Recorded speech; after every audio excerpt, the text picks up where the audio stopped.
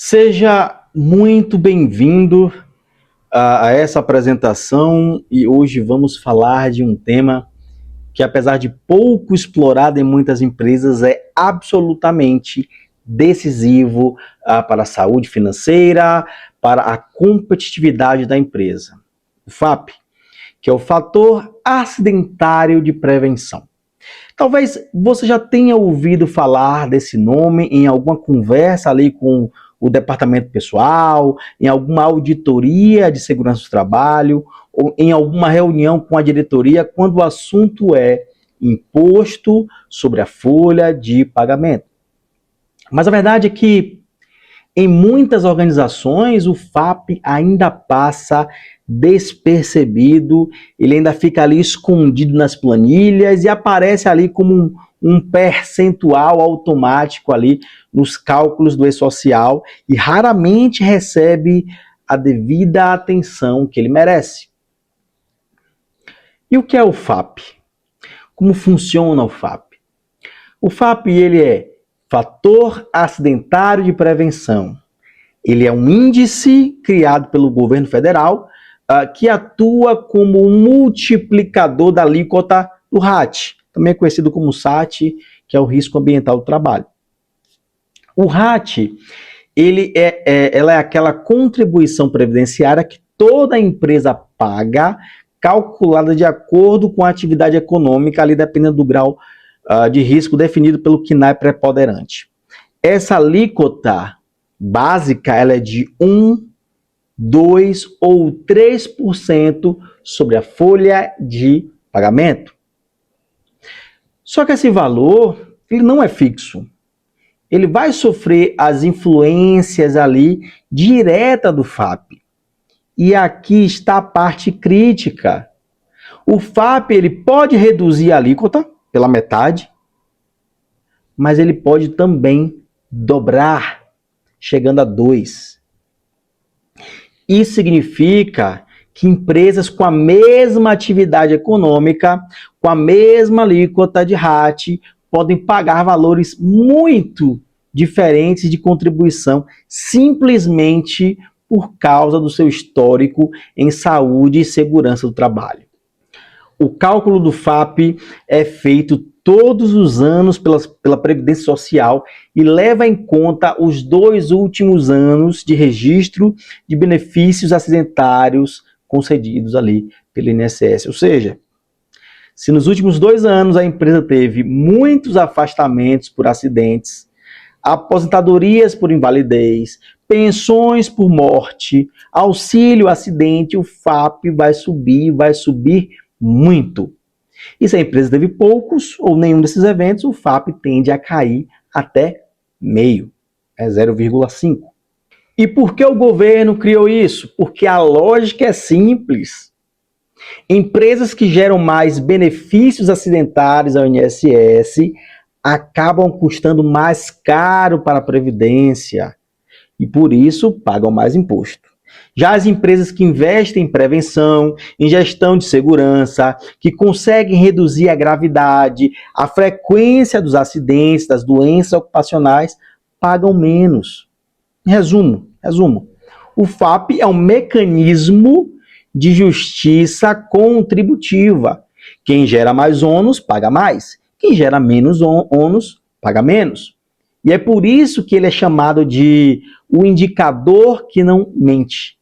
Porque no final das contas, ele traduz em números e em dinheiro o resultado da gestão em segurança e saúde do trabalho. E por que isso importa? Por que importa? Se a sua empresa tem uma folha de pagamento elevada, e aqui estou falando de milhões de reais todos os meses, pequenas variações no FAP se transformam em cifras gigantescas ao longo de um ano inteiro. Funciona assim. O RAT, que é de 1, 2 ou 3%, dependendo da atividade econômica, vai ser multiplicado pelo FAP. Se o seu RAT é de 3% e o FAP aplicado for de 2%, isso significa que a contribuição dobra de 3% para 6% da folha. Agora, Se esse mesmo RAT de 3% for multiplicado por um FAP de 0,5, a contribuição cai pela metade, de 3% para 1,5%. Entendeu? Se não entendeu, eu vou trazer para números práticos. Imagine uma empresa com uma folha de pagamento de 10 milhões de reais por mês. Se ela tiver um RAT de 3% e um FAP de 2%, ela vai recolher 600 mil reais por mês. Só dessa contribuição. O que vai dar ali em meio, mais ou menos, ali 7 milhões de reais por ano. Mas, se essa mesma empresa, com a mesma folha de pagamento, o mesmo KNAI, tiver um FAP de 0,5, o valor cai para 150 mil reais por mês. Ou seja, 1,8 milhão por ano. A diferença, meus amigos, é gritante. A diferença entre uma empresa com FAP 2 e outra com FAP 5 é de mais de 5 milhões de reais em um único ano. Estamos falando de dinheiro vivo, dinheiro que sai ou fica no caixa da empresa. E o mais importante, essa diferença não depende de negociação com o sindicato, de mudança de contrato ou de algum tipo de ajuste fiscal. Ela depende exclusivamente da forma como a empresa gerencia a sua saúde e segurança do trabalho e de como atua na auditoria e contestação do FAP. É gestão técnica. E ela vai ser traduzida diretamente em resultado financeiro. O que realmente tem peso no cálculo do FAP? Não é simplesmente a quantidade de acidentes registrados dentro da empresa, mas sim os benefícios acidentários que o INSS ele efetivamente concede aos trabalhadores. E aqui é muito importante entender quais são esses benefícios. Nós temos aqui o B91, que é o auxílio doença acidentário, que é concedido quando o trabalhador precisa se afastar por mais de 15 dias em razão de algum acidente de trabalho, de alguma doença ocupacional. O B92, a aposentadoria por invalidez acidentária, quando o empregado fica permanentemente incapaz de trabalhar em decorrência do acidente ou da doença ocupacional. O B93, que é a pensão por morte, que é destinada aos dependentes em caso de óbito do trabalhador por causa de acidente de trabalho ou doença do trabalho. E o B94, que é o auxílio ao acidente, que é pago de forma vitalícia quando o empregado sofre uma redução ali parcial e permanente da capacidade de trabalho, ainda que ele possa continuar trabalhando. Em alguns casos, algumas situações específicas, a CAT, com óbito, ela também pode gerar ali reflexos no índice. Ou seja, não é porque houve um acidente simples registrado por CAT que automaticamente o FAP vai subir. O que conta é se daquele acidente ou daquela doença ocupacional resultou em um benefício previdenciário concedido pelo INSS. Portanto, o FAP ele não mede apenas a frequência dos acidentes, ele mede principalmente a gravidade, o custo previdenciário que os eventos, que os acidentes eles vão gerar para o sistema. É por isso que duas empresas com o mesmo número de acidentes podem ter FAP diferente, podem ter os FAPs ali diferentes. Se em uma delas os acidentes geram vários benefícios acidentários, na outra não, a primeira terá um FAP mais alto, mesmo com números semelhantes de ocorrência. O que não pesa no FAP? Né? Existe um mito muito difundido dentro das empresas. Eles acreditam que o simples fato de eu emitir uma CAT, uma comunicação de acidente de trabalho, vai elevar automaticamente o FAP. Isso não é verdade. Isso não é verdade. A CAT é apenas o instrumento formal de comunicação entre a empresa e o INSS, né, de que houve um acidente ou uma doença ocupacional. Mas O que realmente pesa no cálculo do FAP não é a quantidade de CATs emitidas, e sim se dessas ocorrências resultaram benefícios acidentários concedidos pelo INSS. Uma empresa pode registrar todas as CATs, 1000 CATs que ocorrem. Deve fazer isso de fato, porque é uma obrigação legal. Mas isso não vai alterar o FAP. O que vai impactar o índice é quando, a partir de uma CAT, o INSS reconhece o nexo causal e concede ao beneficiário o benefício, ou melhor, concede ao assegurado um benefício, ou B91, ou B92, ou B93, ou B94, e é isso. E aqui vale reforçar outro ponto importante. Os acidentes de trajeto não entram no cálculo do FAP. Mesmo que a empresa emita a CAT, o INSS conceda um benefício decorrente do acidente de percurso, casa-trabalho, trabalho-casa, esse evento não compõe a base de cálculo do índice. Portanto, o foco da empresa deve ser sempre cumprir sua obrigação legal de emitir a CAT quando necessário, mas entender que a gestão estratégica do FAP está muito mais relacionada à prevenção de afastamento de longa duração e benefícios, não a quantidade de comunicação emitidas. Em resumo, para finalizar esse slide, emitir a CAT não prejudica a empresa no FAP. O que prejudica é deixar que acidentes e doenças ocupacionais evoluam para benefícios acidentários no INSS.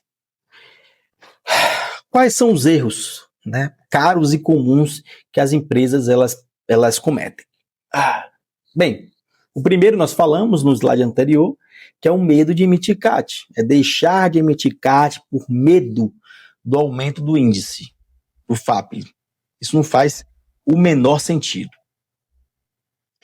A emissão da CAT, ela é uma obrigação legal. Não prejudica o FAP, falamos sobre isso. Pelo contrário, deixar de emitir a CAT pode gerar multa, pode expor a empresa a passivos trabalhistas, a passivos previdenciários. O segundo erro